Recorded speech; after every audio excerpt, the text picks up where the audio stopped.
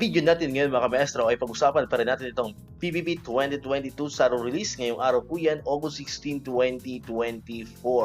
Ayan, upon checking po sa DBM, nakakita po tayo dito ng bagong opisina na nabigyan na po ng PBB 2022 SARO ngayong araw po, August 16, 2024. Ayan. So ito po ay parehong nagmumula sa Department of Transportation. Ayan, nandiyan nakalagay. Office of Transportation Security, nakalagay dito. Payment of fiscal year 2022 performance-based bonus of 1,743 qualified officials and employees. At ang ikalawa po, ayan, nagmumula pa rin sa Department of Transportation. Nakalagay yan, Office for the Transportation Security.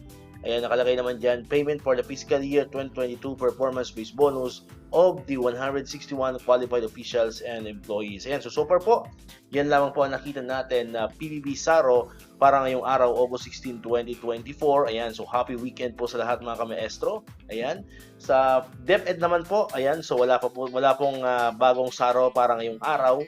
Ayan, so abang-abang po tayo sa mga susunod na araw, especially po sa susunod na linggo. Baka marami nang sumunod na mga SDO, mga region na mabibigyan po ng SARO for PBB 2022 para naman po yan sa DepEd. So far po, ang meron palang SARO ay ang Region 5, although ang Region 5 po ay pumasok na mismo sa kanilang mga payroll account, ang kanilang pera, nasa ATM na po nila, karamihan. Then po yung Region 8 and then yung NCR. Ayan, so far po yan pa lang pong tatlong region ang confirmed na meron na pong SARO for PBB 2022. Ayan, so abang-abang po tayo sa mga susunod na updates pa rin dito sa PBB 2022. Ayan, dito ko na muna tatapusin yung ating video ngayon mga kamaestro.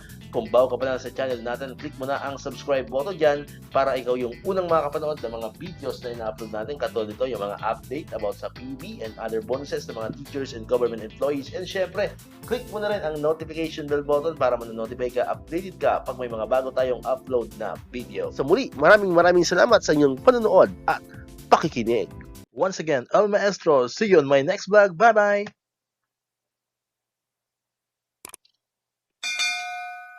1, 2, 3